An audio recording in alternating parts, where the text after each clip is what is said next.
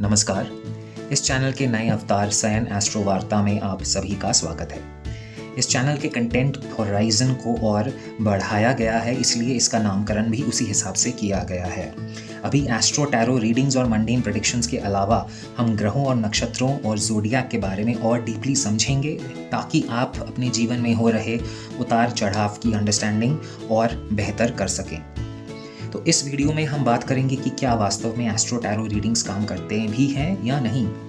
इसको समझने के लिए सर्वप्रथम हमको ज़ोडिएक के बारे में समझना होगा, ताकि आप एस्ट्रोलॉजी के बारे में थोड़ा सा बेसिक समझ जाएं। एक सैम्पल ज़ोडिएक आपके सामने है, जो कि आप देख सकते हैं अपनी स्क्रीन पर। इसमें आप प्लैनेट्स देख सकते हैं, सन, मून, राहु, जिसके बारे में मैं अभी बताऊंगा कुछ क्षण में। ये जुपिटर, ये Uranus, mercury, Saturn, Pluto, Ketu, जिसके बारे में मैं आपको अभी बताऊंगा। ये मार्स, नेपच्यून और वीनस।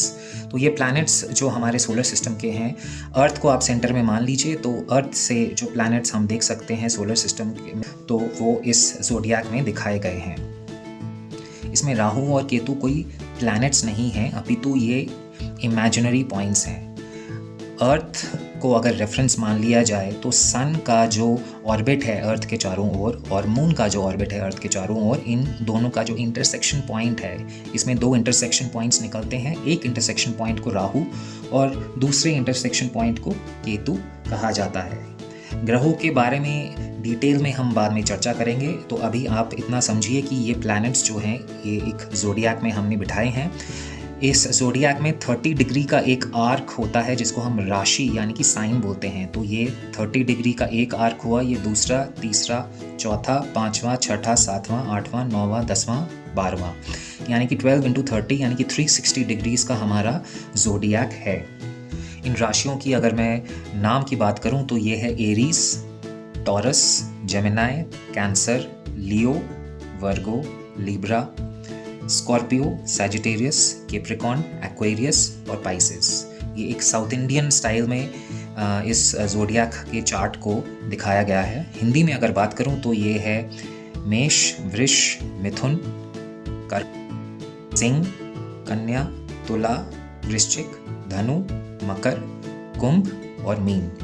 तो ये हो गए राशियों के नाम।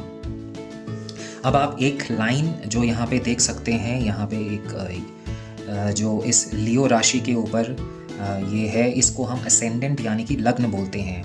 ये वो वाला पॉइंट है जब इस क्षण में अगर मैं जिस जगह पे हूँ या आप जिस जगह पे हैं, वहाँ से ईस्टर्न होराइजन की तरफ अगर आप देखें, तो वहाँ से जो राशि उदय हो रही है उसको हम असेंडेंट या लग्न बोलते हैं। तो हो सकता है अभी आप जहाँ हैं वहाँ पे लियो राइज कर रहा हो, या कैंसर राइज कर रहा हो, या वर्गो राइज कर रहा हो। उसी हिसाब से असेंडेंट को मार्क किया जाता है ज़ोडिएक में इस लाइन के माध्यम से।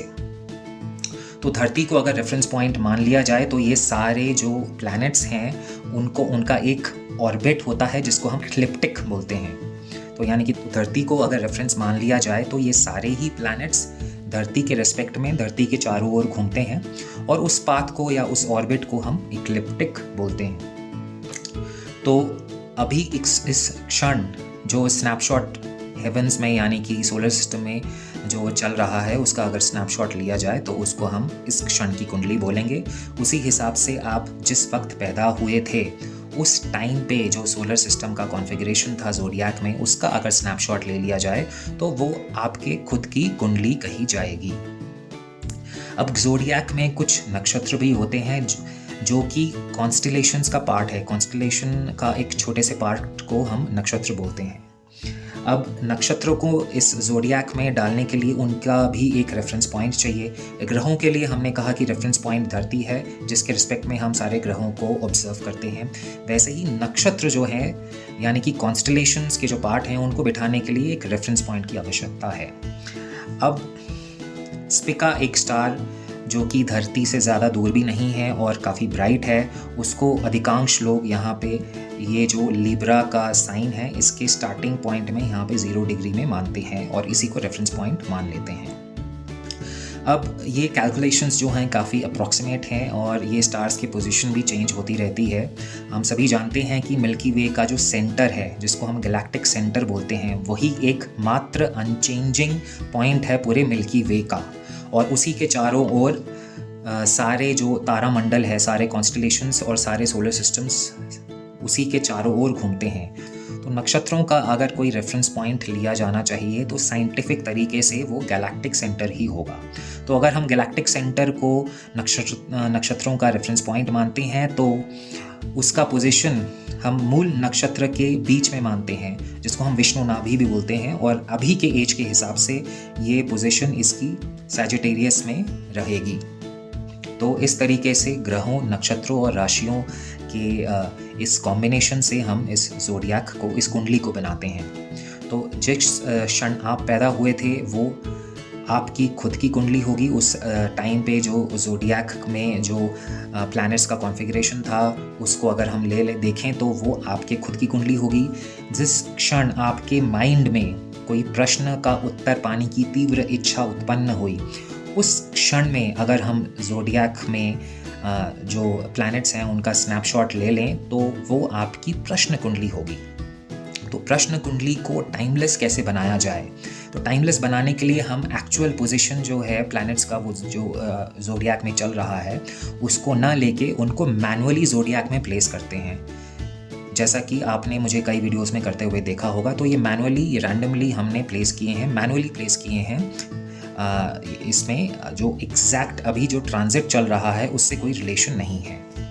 अब ये प्रश्न उठता है तो ऐसे तो बहुत सारे कॉम्बिनेशंस हो सकते हैं, कैसे हम 3 ही कैटेगरीज में डिवाइड करके हम किसी क्वेश्चन का आंसर दे सकते हैं। तो इसको समझने के लिए आपको इस कुंडली में वापस आना होगा। कोई भी अगर हम एक साइन को पकड़ें तो इस साइन से जो ट्राइन के साइंस है, जो त्रिकोण के साइंस हैं, जैसे ये एरीज हो गया, यहाँ पे लियो और यहाँ पे सैजिटेरियस, ये तीनों साइन एक ही डायरेक्शन को रिप्रेजेंट करते हैं। यानी कि इन तीनों साइंस में जो प्लैनेट्स हैं वो लगभग वो एक ही दिशा में चल रहे हैं। एक और साइन की अगर मैं बात करूं तो वो है जेमिनाई। तो जेमिनाई में जो प्लैनेट है उसका डायरेक्ट इन्फ्लुएंस इस साइन पे है। तो यानी कि ये 3 साइन हो गए जो सेम डायरेक्शन में चल रहे हैं, और एक और साइन है जिसका बहुत बड़ा इन्फ्लुएंस इस साइन पे है। तो अगर मैं कहूँ तो मोटे मोटे तौर पे ऐसे 4 साइंस हैं जो कि एक टाइप के एक्सपीरियंस को दिखाते हैं। कई हद तक ये मैं नहीं बोलूँगा एकदम एक्यूरेट होगा, क्योंकि एक्यूरेट करने के लिए आपको 12 के 12 साइंस लेने पड़ेंगे, लेकिन काफ़ी हद तक एक सिंक्रोनिसिटी होगी अगर मैं इन 4 साइंस के ग्रुप को एक ले लूँ। तो 12 को अगर आप 4 से डिवाइड करें तो बचते हैं 3, यानी कि 3 मिनिमम विकल्प होने चाहिए पूरे ज़ोडिएक के स्पेक्ट्रम को कवर करने के लिए, सारी पॉसिबिलिटीज़ को कवर करने के लिए। ये एग्जैक्टली कभी नहीं हो सकती, उसके लिए 12 के 12 विकल्प होंगे, लेकिन जो मिनिमम क्वांटिटी है, जो मिनिमम नंबर है, वो रहेगा 3। इन रीडिंग्स को आप किसी भी वक्त देख सकते हैं, क्योंकि ये टाइमलेस रीडिंग्स हैं। इसमें हमने मैनुअली प्लैनेट्स को प्लेस किया है, और इसमें आपकी जो भी पूरे ज़ोडिएक के स्पेक्ट्रम है उसको भी 3 पार्ट्स में डिवाइड करके कवर किया गया है। तो आशा है आपको ज़ोडिएक की बेसिक्स और एस्ट्रो टैरो रीडिंग का लॉजिक समझ में आया होगा कुछ हद तक। वीडियो पसंद आए तो लाइक, शेयर और सब्सक्राइब करना ना भूलें। मिलते हैं अगले वीडियो में किसी और टॉपिक के साथ। तब तक के लिए नमस्कार।